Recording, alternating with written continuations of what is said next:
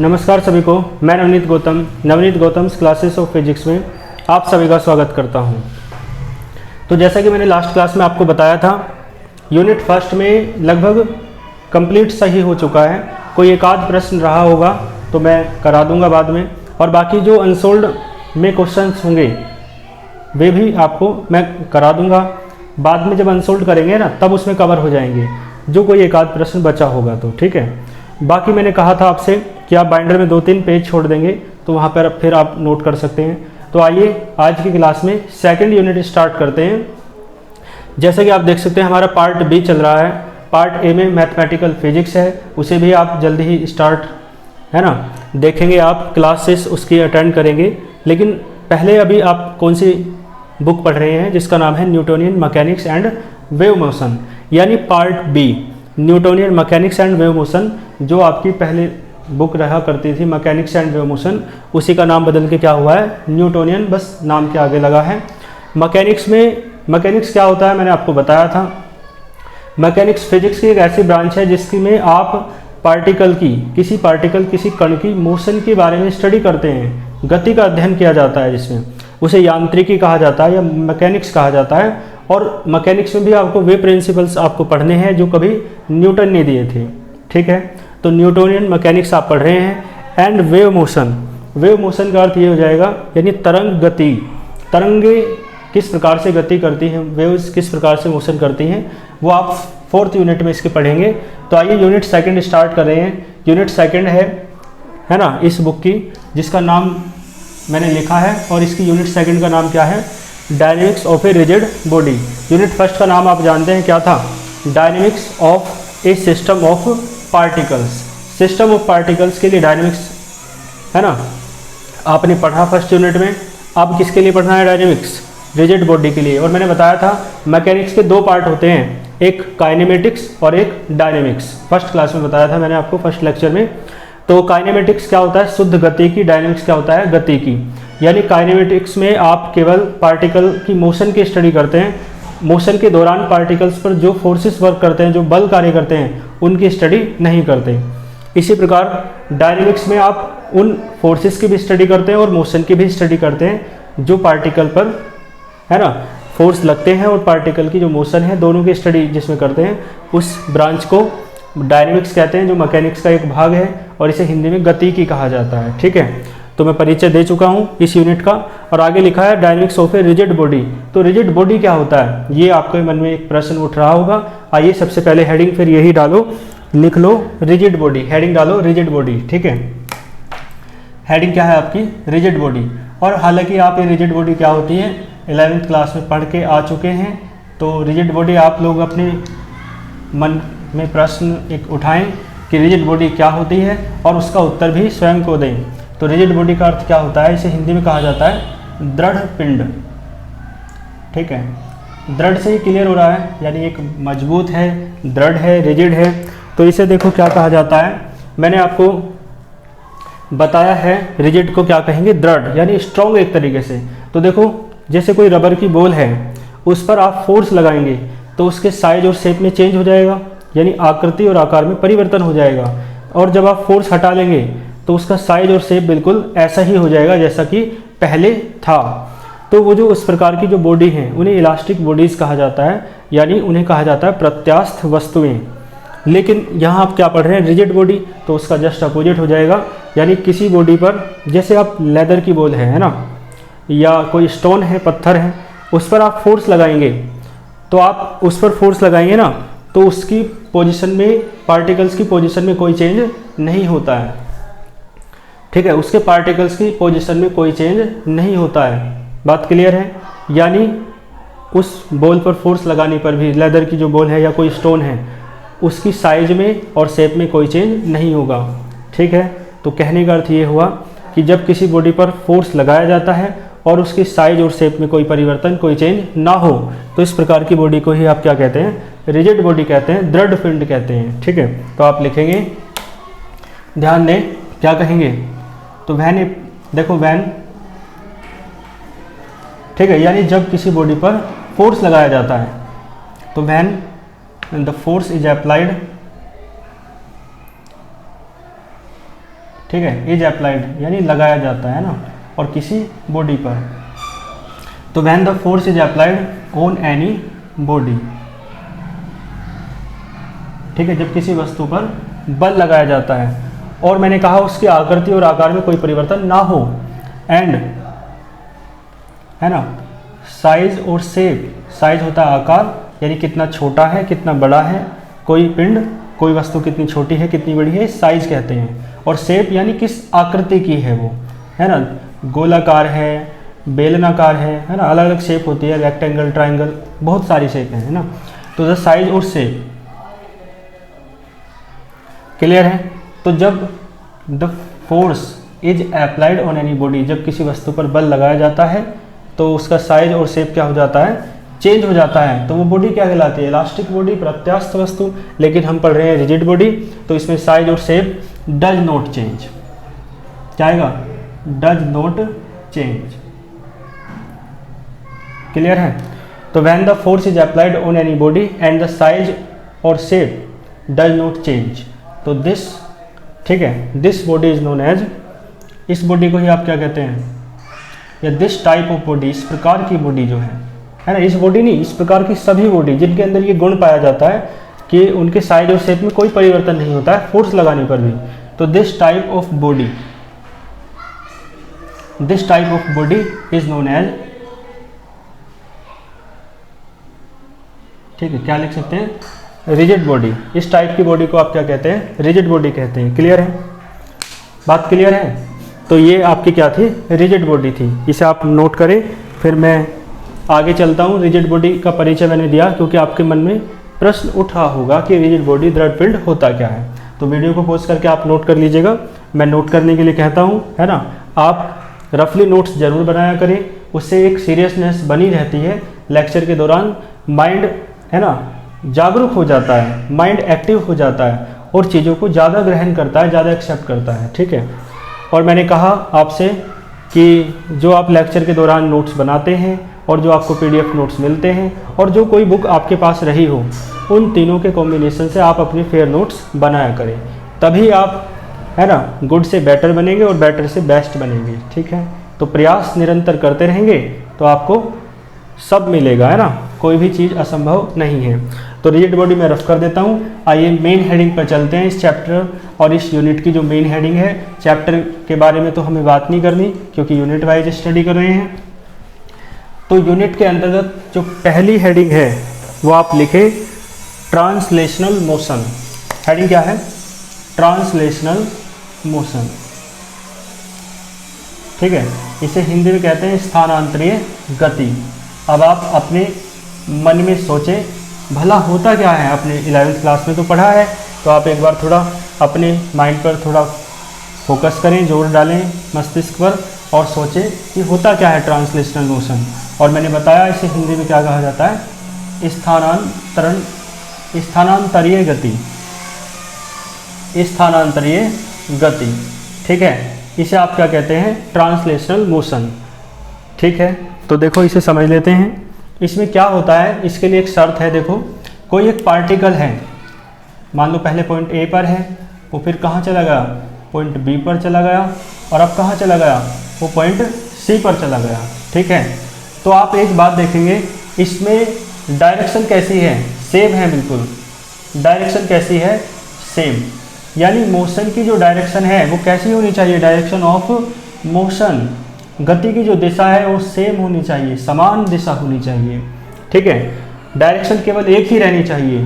तो कहने का अर्थ ये है, और ये डिस्टेंस कवर कर ही रहा है, डिस्प्लेस तो हो ही रहा है, तो इसका मतलब है, आप एक बात देखें, डायरेक्शन सेम है तो इसका मतलब है जो पार्टिकल है, जो कण है, ये मोशन कर रहा है अलोंग ए स्ट्रेट लाइन, एक स्ट्रेट लाइन के अलोंग, एक सीधी रेखा के अनुदिश यह कण गति कर रहा है, ठीक है।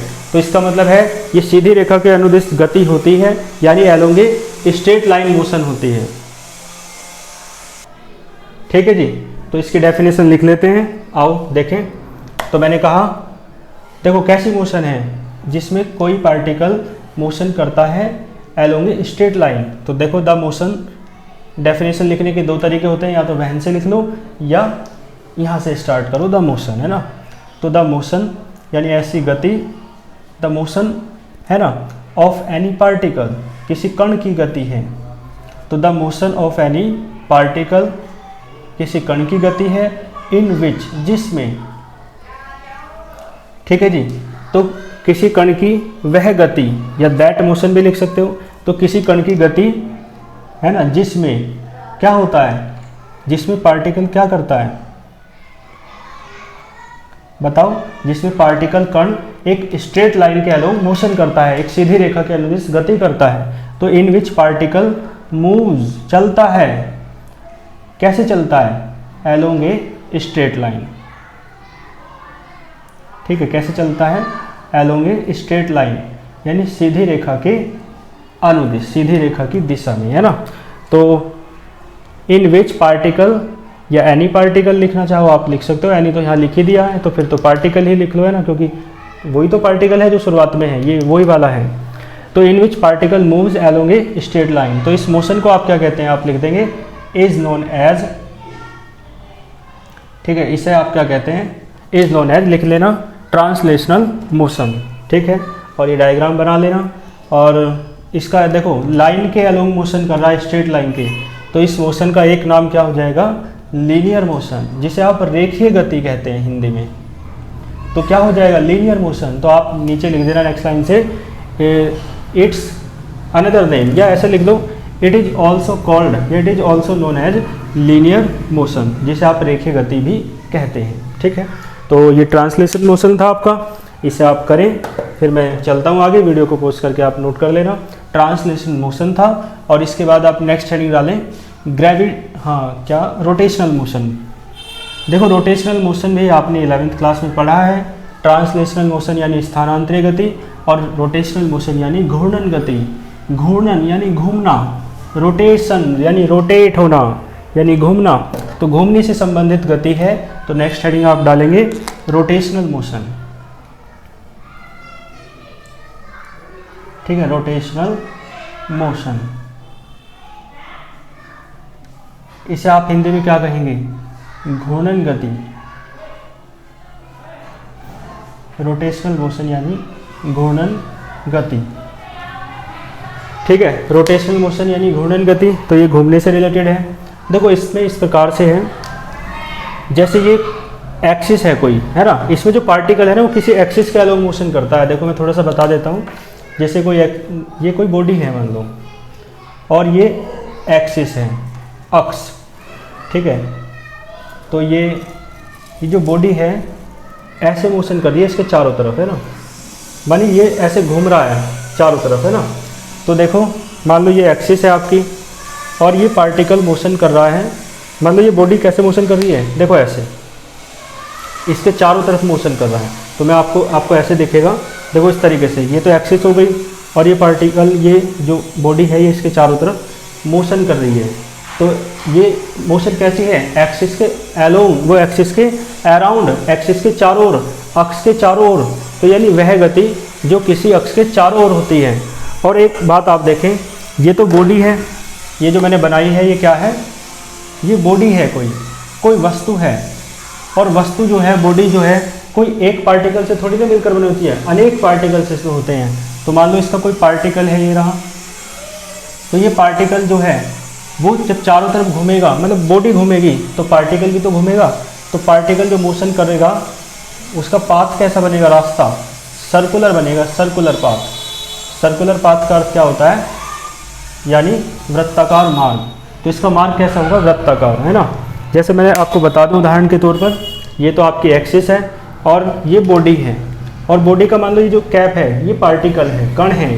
तो देखो ऐसे मोशन करेगा ये, तो ये जो कण है, ये जो पार्टिकल है, ये कैप जो है, ये कैसा पाथ ड्रॉ कर रहा है, सर्कुलर पाथ ड्रॉ करेगा या नहीं, सर्कुलर पाथ। तो कहने का अर्थ ये है, ऐसी मोशन, है ना, जिसमें बॉडी के पार्टिकल्स, बॉडी के जो कण हैं वो किस पाथ के अलोंग मोशन करते हैं, सर्कुलर पाथ के अलोंग मोशन करते हैं, है ना।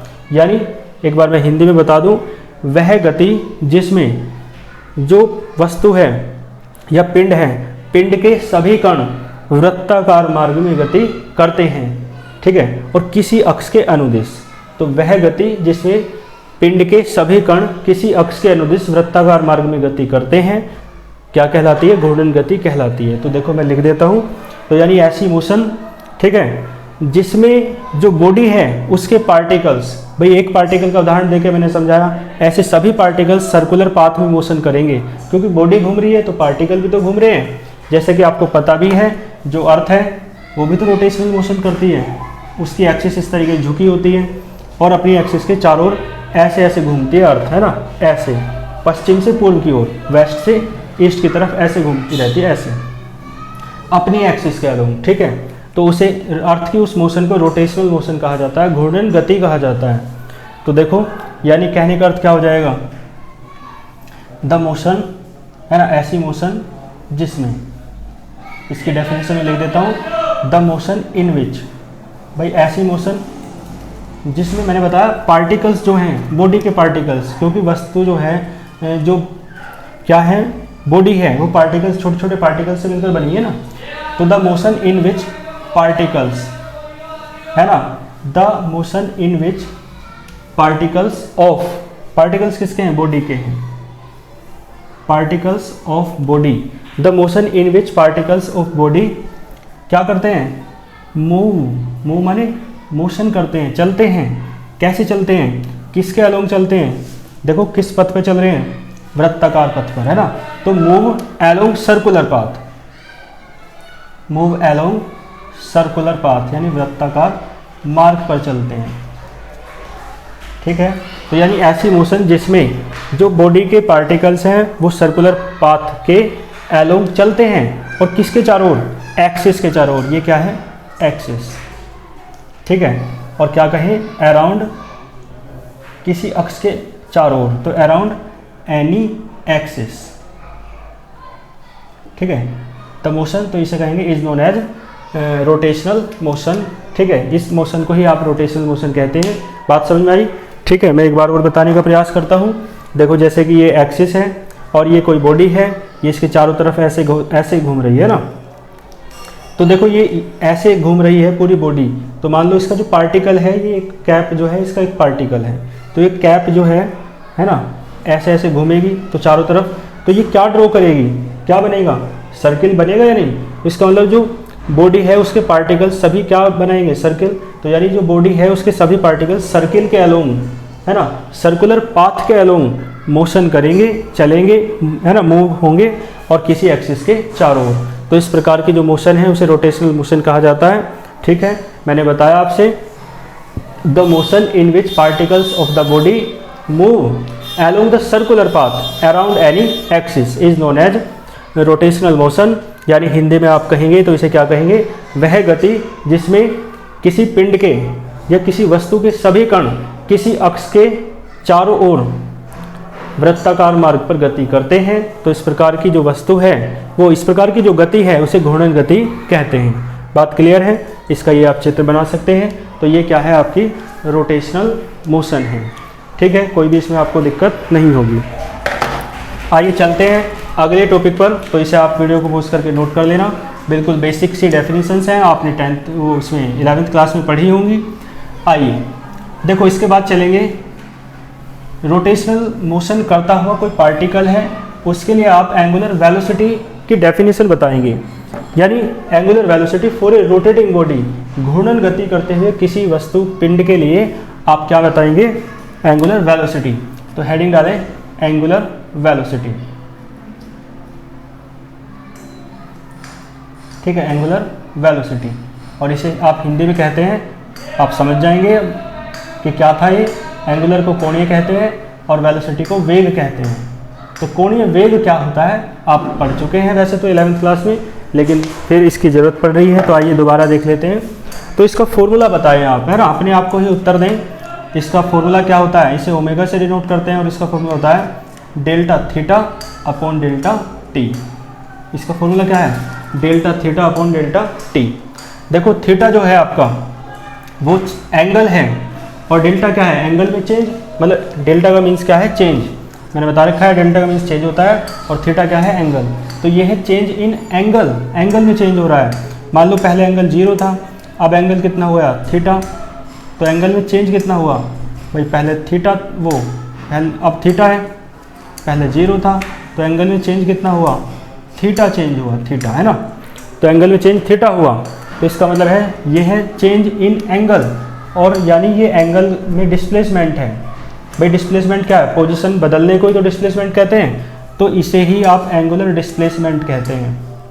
क्या कहते हैं, एंगुलर डिस्प्लेसमेंट, यानी कोणीय विस्थापन। विस्थापन हो रहा है ना भाई, अपनी पोजीशन को चेंज करना, उसे विस्थापन कहते हैं, डिस्प्लेसमेंट कहते हैं। और यहाँ चेंज लीनियरली नहीं हो रहा, एंगुलर हो रहा है, एंगल में चेंज हो रहा है, तो इसे डेल्टा थीटा को आप एंगुलर डिस्प्लेसमेंट कहते हैं। ठीक है, तो देखो डेल्टा थीटा किसके बराबर है, थीटा के, यानी डेल्टा थीटा थीटा, यानी थीटा क्या है, एंगुलर डिस्प्लेसमेंट, और डेल्टा का मीन्स क्या है, चेंज, तो यह है एंगुलर डिस्प्लेसमेंट, थीटा क्या है, एंगुलर डिस्प्लेसमेंट। ठीक है, और ये डेल्टा क्या होता है, चेंज होता है, तो यानी जो एंगुलर डिस्प्लेसमेंट में चेंज है, डेल्टा थीटा का अर्थ क्या है, चेंज इन एंगुलर डिस्प्लेसमेंट। और डेल्टा टी आप जानते हैं, इसे बोलते हैं टाइम इंटरवल। क्या बोलते हैं, टाइम इंटरवल, यानी समयांतराल, और ये बोलेंगे इसे कोणीय विस्थापन। और मैंने आपको बताया हो शायद कि डेल्टा टी को कहते हैं, अपोन में डेल्टा टी आ जाए तो उसे कहते हैं टाइम रेट, यानी समय दर। ठीक है, तो देखो टाइम रेट है, किसका रेट है, टाइम मतलब टाइम रेट किसका है, change in angular movement, angular displacement. ठीक है, तो यानी ये क्या है, समय दर कहते हैं। तो इसका मतलब है, एक बार मैं बता देता हूँ हिंदी में, समय दर किसकी है, कोणीय विस्थापन में परिवर्तन की समय दर को या की दर को आप कोणीय वेग कहते हैं। ठीक है, तो ये जो डेफिनेशंस होती हैं इनमें थोड़ा मुझे मेहनत ज़्यादा करनी पड़ती है, क्योंकि दोनों मीडियम के स्टूडेंट्स को साथ लेकर चलना होता है, हिंदी मीडियम के स्टूडेंट्स को भी और इंग्लिश मीडियम के स्टूडेंट्स को भी। तो यहाँ पर थोड़ा सा मुझे सहयोग बस इंग्लिश मीडियम के स्टूडेंट्स का चाहिए, केवल डेफिनेशंस में। बाकी थ्योरी मतलब जो डायरेक्शनल पोर्शन होता है उसमें तो लैंग्वेज का कोई ज़्यादा खास रोल नहीं होता है। तो आप लोग मुझे सहयोग करें, थोड़ा धैर्य रखें, आप हिंदी सुन करके परेशान ना हो। ठीक है, क्योंकि देखो सबको साथ लेकर के चलना है। और ये क्लास मुझे कई स्टूडेंट्स के मैसेज आए, उन्होंने बताया कि हम तो हिंदी मीडियम के हैं, यूपी बोर्ड से पढ़े हैं और हम पता नहीं कैसे कर पाते, हम तो बड़ा डर रहे थे, है ना। वो कोचिंग यदि करते तो उनका ये डर तो ख़त्म हो ही जाता, लेकिन कुछ समस्या रही होगी, वो ऑफलाइन कोचिंग नहीं कर सकते। कुछ स्टूडेंट्स के सामने समस्या रहती है, जैसे इस श्रेणी में आप जानते हैं कुछ ऐसे स्टूडेंट्स आ सकते हैं जिनकी आर्थिक स्थिति अच्छी नहीं है, तो वो कोचिंग का जो शुल्क है, जो फीस है, उसे वो अफोर्ड नहीं कर सकते। एक तो कारण ये हो सकता है, और दूसरा कारण ये हो सकता है कि जहाँ वो रहते हैं वो दूर दराज के कहीं गांव हैं, शहर में कोचिंग है, जाना आना जाना बहुत लंबी दूरी है, तो संभव नहीं है। ठीक है, कई ऐसे स्टूडेंट से मेरी बात हुई है जो काफ़ी दूर के हैं, तो वो काफ़ी दूर उन्हें शहर में जाना पड़ेगा कोचिंग करने के लिए। और विशेष रूप से लड़कियों को बहुत समस्याएं रहती हैं, है ना।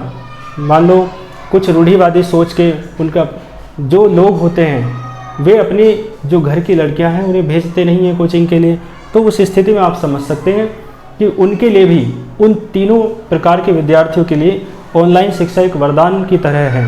तो इसलिए मैं चाहता हूँ, और अधिकतर स्टूडेंट्स हिंदी मीडियम से पढ़े होते हैं, जो गांव में रहते हैं, जो दूर दराज में रहते हैं, तो उन्हें भी इस क्लास का लाभ मिले।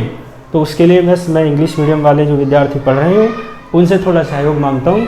तो केवल डेफिनेशन में, है ना, ऐसा थोड़ा मुझे प्रयास ज़्यादा करना पड़ता है ना। बाकी हिंदी मीडियम वालों को तो अच्छा लग ही रहा होगा, क्योंकि हिंदी से लिंक करके मैं पढ़ा रहा हूँ। तो आपने जो 11वीं क्लास में पढ़ा था, या जो भी आपकी आदत रही है अब तक हिंदी में पढ़ने की, उससे आपको ऐसा नहीं लग रहा होगा कि इंग्लिश टू इंग्लिश चल रहा है तो कुछ समझ नहीं आ रहा है। समझ आ रहा होगा बिल्कुल निश्चय ही, है ना। और समझ में आ रहा है तो आप मुझे कमेंट्स करके बताया करें कि समझ में आता है। बाकी आप कमेंट्स करते हैं, ऐसा नहीं है, कमेंट्स बहुत अच्छे अच्छे आते हैं, बहुत मन प्रसन्न हो जाता है और इसी कारण से मोटिवेशन मिलता है। ठीक है, तो आपकी जो प्रतिक्रियाएं हैं वो हमारे लिए एक तरीके से प्रेरणा का कार्य करती हैं, तो आप अपनी प्रतिक्रियाएं अवश्य दिया करिए, है ना। चलो, तो मैं टॉपिक पे आता हूँ। मैं कह रहा था कि कोणीय वेग समझ गए आप क्या होता है। देखो एक बार मैं हिंदी में बता देता हूँ। मैंने इंग्लिश मीडियम वालों से अनुमति ले ली है कि वो मुझे अनुमति देंगे थोड़ा सा हिंदी में बात करने की, है ना। देखो क्या कहेंगे, डेल्टा टी टाइम रेट है यानी समय दर है, और डेल्टा का मीन्स होता है चेंज यानी परिवर्तन, और थीटा क्या है, एंगुलर डिस्प्लेसमेंट यानी कोणीय विस्थापन।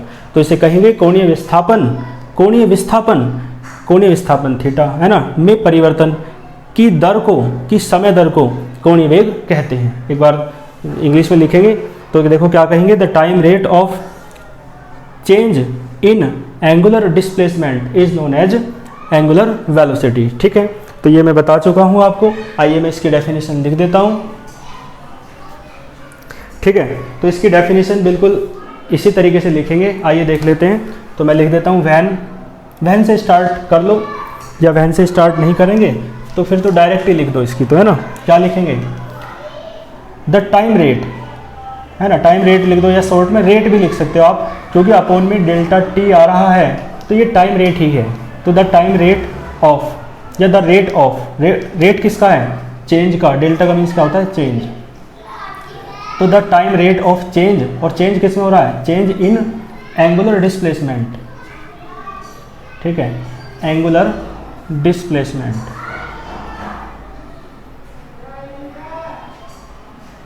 बात क्लियर है। तो the time rate of change in angular displacement, ठीक है, द टाइम रेट, ठीक है, of change in angular displacement, clear है। और ये एंगुलर डिस्प्लेसमेंट किसका है, किसी बॉडी का है ना। तो ऑफ एनी बॉडी या ऑफ एनी पार्टिकल, कुछ भी आप कह सकते हैं। इसे ही आप क्या कहते हैं, इज नोन एज, लिख लेंगे आप, इज नोन एज, इसे ही आप क्या कहते हैं, ठीक है, इज नोन एज माने जाना जाता है, कहा जाता है क्या, is known as angular velocity. और नेक्स्ट लाइन में लिखना, it is denoted by omega, इसे आप ओमेगा से डिनोट करते हैं। और फिर फॉर्मूला लिखने से पहले आपको बताना पड़ेगा डेल्टा थीटा क्या है, डेल्टा टी क्या है। तो डेल्टा थीटा आपको पता है कोणीय विस्थापन में परिवर्तन है, और डेल्टा टी समय दर है। तो आप यदि नेक्स्ट लाइन से लिखेंगे तो क्या लिखेंगे, if delta theta be the change in angular displacement in time interval delta t then, ठीक है। और ये जो मैंने फॉर्मूला बताया है ये है एवरेज के लिए। देखो वेलोसिटी भी दो टाइप की होती है, एक तो एवरेज होती है यानी औसत, और दूसरा होता है इंस्टेंटेनियस। ठीक है, इंस्टेंटेनियस यानी तात्क्षणिक। तात्क्षणिक का अर्थ होता है उसी क्षण, मतलब किसी क्षण, बताऊंगा अभी दोनों को विस्तार से। तो एक एवरेज है, एक इंस्टेंटेनियस है, तो दो प्रकार की वेलोसिटी है। तो ये जो है ये किसके लिए है, एवरेज वेलोसिटी के लिए। तो आपने लिखा है delta theta be the angular displacement in time interval delta t, then लिखो देन एवरेज एंगुलर वेलोसिटी, और नेक्स्ट लाइन में ये फॉर्मूला लिखो और बॉक्स में बंद करो। ठीक है, उसके बाद देखो इंस्टेंटेनियस के लिए यदि बात करें, किसके लिए बात करें, इंस्टेंटेनियस के लिए, तो देखो देन इंस्टेंटेनियस। देखो इंस्टेंट वर्ड से परिचित होंगे, इसका मतलब होता है क्षण। तो इंस्टेंटेनियस का अर्थ है क्षणिक, तात्क्षणिक यानी किसी क्षण, है ना, किसी छोटे से टाइम में बात कर रहे हैं। तो इंस्टेंटेनियस वेलोसिटी।